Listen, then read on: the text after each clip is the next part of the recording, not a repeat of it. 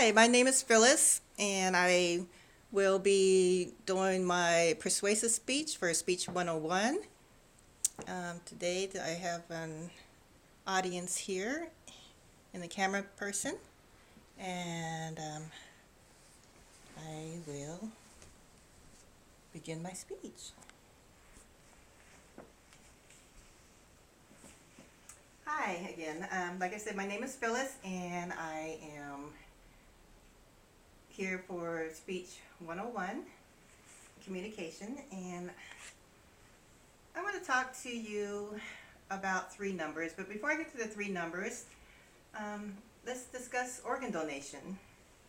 And what is organ donation? Organ donation is when they take a healthy organ and transplant it into another person. And usually organ donation is almost the last resort for a person in some cases. There are so many people waiting for organ donation in the United States. The numbers are staggering. So let's talk about the three numbers that I wanted to mention to you. 100,000. Enough to populate a small city. 100,000. There are 100,000 people waiting for organ donations. There are so many people that won't get a chance to get an organ donation and find a suitable donor or a second chance at life. With this number, about 4,000 people are added to this list every day. Not once a year, but every day 4,000 people are waiting for organ donations that could add to their life and give them a better chance at life.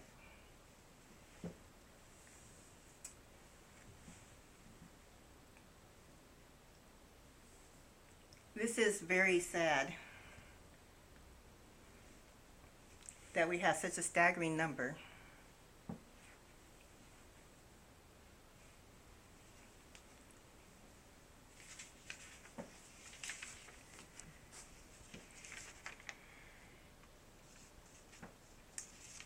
And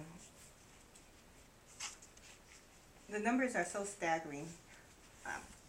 In the book called Tissue Donation and Transplantation by Jerry Chapman, he addresses the lack of supply for organ donations and the gap between the need for demand and supply for organ donations. There's so much that we can do to help with this crisis, and I call it a crisis. When the numbers get this large and there's so many people in need of organ donation, there is a way that we can help to help these numbers to become smaller.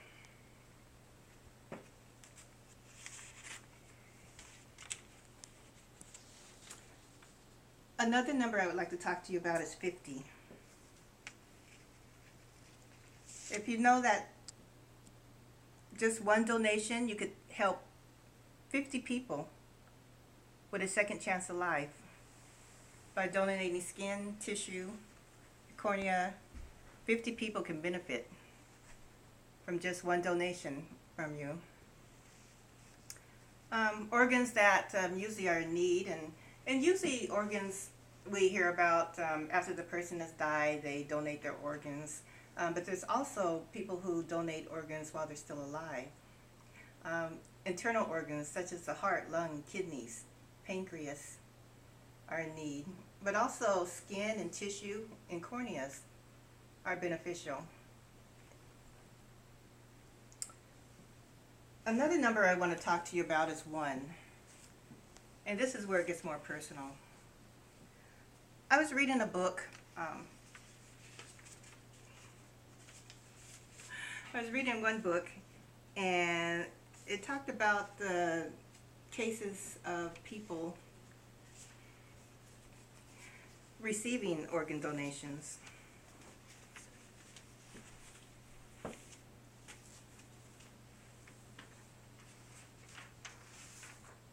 The book is called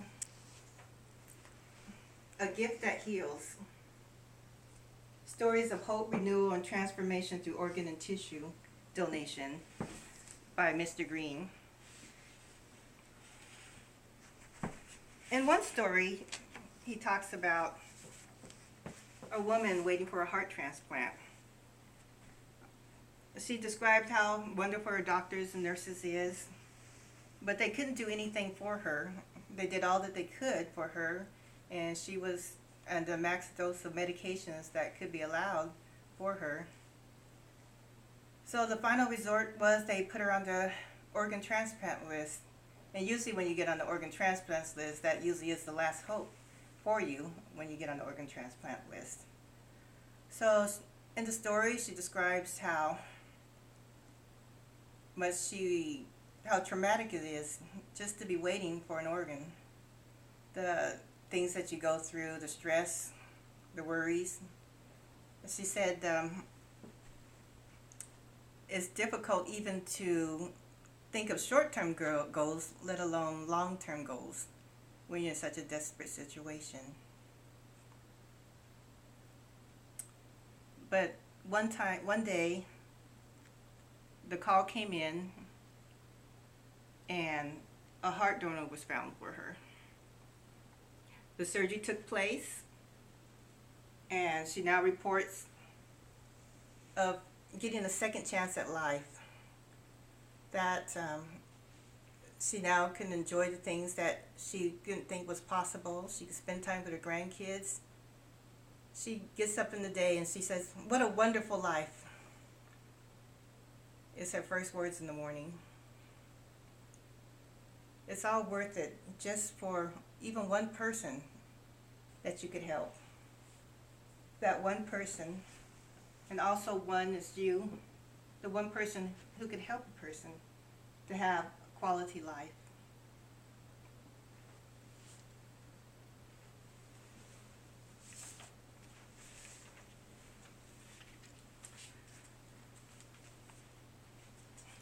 And you wonder, you may ask, what can you do that you could even start to be an organ donation? On your driver's license, they usually ask if you want to sign up for organ donation. You could start there where you could sign up to be an organ donations. If something happens, that they would be able to have permission to use your organs to save or help somebody's life. Again, we still want to think about the 100,000 people that every day is on the list waiting for someone to give them an organ donation.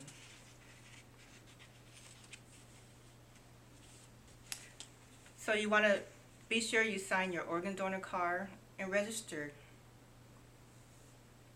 with the donor registry. It's also very important that you tell your family and friends that you are an organ donation in case anything occurs, and they would have that on record for you.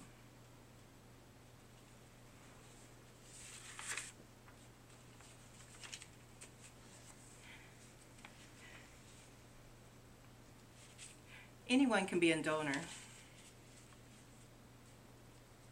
Organ donation saves lives. And remember, organ donation is not only if the person dies, but you also make a living organ donation. I happened to meet one woman personally, and I was very surprised by what she told me. She was telling me how she was a living organ donation. I went into a coffee shop one day, and there was a barista there, and she was telling me her story. She said that she was an organ donation. There was a lady that came into the coffee shop every day, and they got a good rapport together. They became friends, and she found out from the story of the woman that she would talk to every day while she's making her coffee that she was in need of a kidney. And the barista, and that's very heroic, she went to get tested to see if she would be a match for a stranger, practically a stranger. And she was. And the barista ended up giving her kidney to her customer, saving her life. It just took one person to make that step to be an organ donation.